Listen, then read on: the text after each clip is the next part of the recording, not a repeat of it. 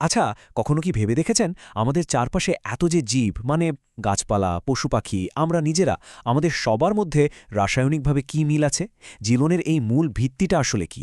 চলুন আজ আমরা এই রহস্যটাই ভেদ করার একটা চেষ্টা করি। তো আমাদের এই অনুসন্ধানের একদম কেন্দ্রে থাকছে একটা প্রশ্ন। আচ্ছা, সব জীবন্ত জিনিস কি একই ধরনের রাসায়নিক পদার্থ দিয়ে তৈরি? এই একটা প্রশ্নের উত্তরেই কিন্তু আমাদের জীব আর জড়ের মধ্যে যে বিশাল ফারাক, তার রাসায়নিক কারণটা খুঁজে বের করতে সাহায্য করবে। তো যে কোনো তদন্তের মতোই আমাদেরও প্রথম একটা সূত্র দরকার, তাই না? আর আমাদের প্রথম সূত্রটা হল জীবদেহ আর পৃথিবীর মাটির মানে ভূত্বকের মৌলিক উপাদানগুলোর একটা তুলনা করা। চলুন তো দেখি এই তুলনা থেকে কি বেরিয়ে আসে। আচ্ছা, এই স্লাইডের টেবিলটা একটু খেয়াল করুন। দারুণ একটা ব্যাপার কিন্তু। দেখুন, জীবদেহ আর পৃথিবীর ভূতকে কিন্তু মোটামুটি একই মৌলিক উপাদানগুলোই পাওয়া যায়, কিন্তু তাদের পরিমাণে আকাশ পাতাল তফাত। যেমন ধরুন অক্সিজেন, মানুষের দেহে আছে ৬৫% আর মাটিতে প্রায় ৪৭%। কিন্তু আসল চমকটা অন্য জায়গায়, একটা বিশেষ উপাদানে। আর এই চার্টটা দেখলেই সে চমকটা পরিষ্কার হয়ে যাবে। ভাবা যায়, পৃথিবীর ভূত্বকে কার্বন আছে মাত্র ০.০৩%, আর একটা মানবদেহে ১৮.৫%। মানে কি অসম্ভব একটা পার্থক্য! এই তথ্যটাই কিন্তু আমাদের চোখে আঙুল দিয়ে দেখিয়ে দিচ্ছে যে জীবনের রসায়নের মূল নায়ক আসলে এই কার্বন। তো কার্বন যে একটা গুরুত্বপূর্ণ উপাদান সেটা তো আমরা বুঝলাম, কিন্তু একটা জীবন্ত কোষের ভেতরে ঠিক কি রাসায়নিক জিনিসপত্র আছে, বিজ্ঞানীরা সেটা বের করেন কিভাবে? চলুন এবার আমাদের তদন্তের সেই দ্বিতীয় ধাপে যাওয়া যাক। প্রক্রিয়াটা কিন্তু বেশ মজার। এটা অনেকটা একটা কেমিক্যাল ডিটেকটিভের কাজের মতো। ধরুন, বিজ্ঞানীরা লিভারের মতো একটা জীবন্ত টিস্যু নিলেন। তারপর সেটাকে ট্রাইক্লোরো অ্যাসিটিক অ্যাসিড নামের একটা অ্যাসিডের সাথে একদম পিষে ফেললেন। এরপর এই যে একটা ঘন মিশ্রণ তৈরি হলো, সেটাকে একটা কাপড়ের মধ্যে দিয়ে ছেঁকে নিলেন। আর ঠিক এখানেই পাওয়া গেল দুটো আলাদা ভাগ, যা আমাদের তদন্তের জন্য খুবই গুরুত্বপূর্ণ দুটো সূত্র। আর এই দুটো ভাগ পাওয়ার পরেই আসে সেই ইউরেকা মোমেন্ট। মানে বিজ্ঞানীরা বুঝতে পারলেন যে কোষের ভেতরে সব অণুকে আসলে দুটো বড় দলে ভাগ করা যায়। ব্যাপারটা তাহলে কি দাঁড়ালো? যে অংশটা অ্যাসিডে গুলে গেল সেখানে পাওয়া গেল মাইক্রোমলিকিউল, মানে ক্ষুদে সব অণু। এদের আণবিক ওজন মানে মলিকুলার ওয়েট সাধারণত ৮০০ ডাল্টনের কম। আর যে অংশটা গুলল না, মানে অ্যাসিডে অদ্রবণীয় রয়ে গেল, সেখানেই পাওয়া গেল আসল খেলোয়াড়দের ম্যাক্রোমলিকিউল বা বিশাল সব অণু। এদের আণবিক ওজন ১০,০০০ ডাল্টনেরও বেশি। জীবনের রসায়ন বোঝার জন্য এই দুটো ভাগের ধারণাটা কিন্তু খুব জরুরি।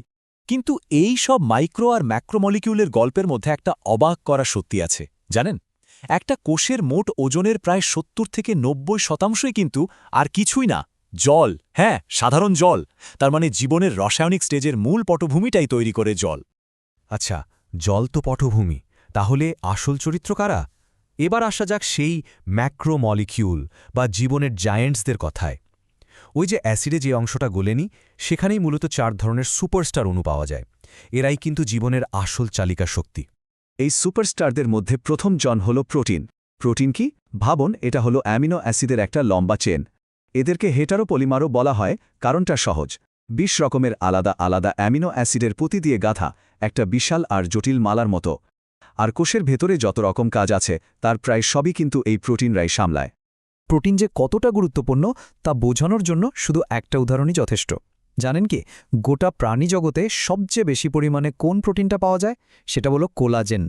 আমাদের ত্বক, হাড় মানে শরীরের প্রায় সব সংযোগকারী টিস্যুই এই কোলাজেন দিয়ে তৈরি। আমাদের লিস্টে ২ নম্বরে আছে পলিস্যাকারাইড। নামটা একটু কঠিন শোনালেও জিনিসটা বেশ সোজা। এটা আসলে চিনির লম্বা লম্বা চেন। এর প্রধান দুটো কাজ: ১. শক্তি জমিয়ে রাখা, আর ২. কোষের কাঠামো তৈরি করা। এই যে ছবিতে আমরা যা দেখছি, এটা হলো গ্লাইকোজেন। প্রাণীদের শরীরে শক্তি এভাবেই জমা থাকে। এর গঠনটা একটু দেখুন, কীরকম ডালপালা মেলা গাছের মতো, তাই না? এই শাখা প্রশাখাওয়ালা গঠনের জন্যই কিন্তু এটা খুব সহজে শক্তি জমিয়ে রাখতে পারে, আবার দরকার পড়লে চটজলদি সেই শক্তি সাপ্লাইও দিতে পারে। দারুণ একটা ডিজাইন। আর ৩ নম্বর সুপারস্টার হল নিউক্লিক অ্যাসিড। ডিএনএ আর আরএনএর নাম তো আমরা সবাই শুনেছি। এরাই হলো সেই নিউক্লিক অ্যাসিড। সোজা কথায়, এরা হলো জীবনের ব্লুপ্রিন্ট বা নকশা। নিউক্লিওটাইড নামের ছোট ছোট ইউনিট দিয়ে তৈরি এই মলিকিউলগুলোই আমাদের বংশগতির সমস্ত গোপন তথ্য নিজেদের মধ্যে ধরে রাখে। তো এই যে এতগুলো ম্যাক্রোমলিকিউলের কথা বললাম, তার মধ্যে চলুন প্রোটিনের ওপর একটু আলাদাভাবে ফোকাস করি। কারণ এর গঠনটা সত্যি অবাক করার মতো। আচ্ছা, কিভাবে একটা সাধারণ অ্যামিনো অ্যাসিডের সুতো থেকে এমন একটা জটিল কার্যকারী যন্ত্র তৈরি হয় যার উপর পুরো জীবনটাই নির্ভর করে? একটা প্রোটিনের আর্কিটেকচারের একেবারে প্রথম ধাপ বা লেভেল 1 হলো এর প্রাইমারি স্ট্রাকচার। এটা আসলে আর কিছুই না, শুধু কোন অ্যামিনো অ্যাসিডের পর কোনটা আসবে তার একটা সিরিয়াল। ঠিক যেমন একটা সদ্যে অক্ষরগুলো একটার পর একটা বসে, সেরকমই। কিন্তু এই লম্বা সুতোটা কিন্তু সোজা হয়ে বসে থাকে না, এটা জায়গায় জায়গায় পেঁচিয়ে যায় বা ভাঁজ হয়ে যায়। এই যে ছবিতে আমরা একটা স্প্রিংয়ের মতো কয়েল দেখছি, যাকে বলে আলফা হেলেক্স, এটা হলো সেকেন্ডারি স্ট্রাকচারের একটা উদাহরণ। এখান থেকেই কিন্তু আসল জটিলতা শুরু হয়। এর পরের ধাপে কি হয়? পুরো চেনটাই এবার নিজের ওপর আরও অনেক ভাঁজ খেয়ে একটা জট পাকানো উলের বলের মতো 3D শেপ নেয়। একে বলে টার্সিয়ারি স্ট্রাকচার। আর এই 3D আকারটাই কিন্তু আসল। এই আকারটা না পেলে প্রোটিনটা তার কাজই করতে পারবে না। এটা এতটাই গুরুত্বপূর্ণ। এখানেই শেষ নয়, কিছু প্রোটিন আছে যারা টিম বানিয়ে কাজ করে, মানে একাধিক আলাদা আলাদা ভাঁজ করা চেন একসাথে জুড়ে গিয়ে একটা বড় দল বা অ্যাসেম্বলি তৈরি করে। এটাই হলো ফাইনাল লেভেল, কোয়াটার্নারি স্ট্রাকচার। আমাদের রক্তে যে হিমোগ্লোবিন থাকে সেটা কিন্তু ঠিক এই রকমই 4টে ইউনিটের একটা টিম। তাহলে ব্যাপারটা কি দাঁড়ালো? একটা সাধারণ রাসায়নিক সুতো থেকে শুরু, আর সেখান থেকে ধাপে ধাপে তৈরি হলো একটা জটিল বায়োলজিক্যাল মেশিন।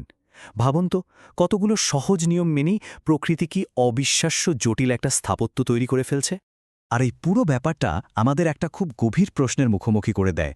রসায়নের কিছু সাধারণ নিয়ম মেনে চলা এই যে অণুদের জটিল নাচ, এই নাচ থেকেই কিভাবে সেই আশ্চর্য জিনিসটার জন্ম হয় যাকে আমরা বলি জীবন।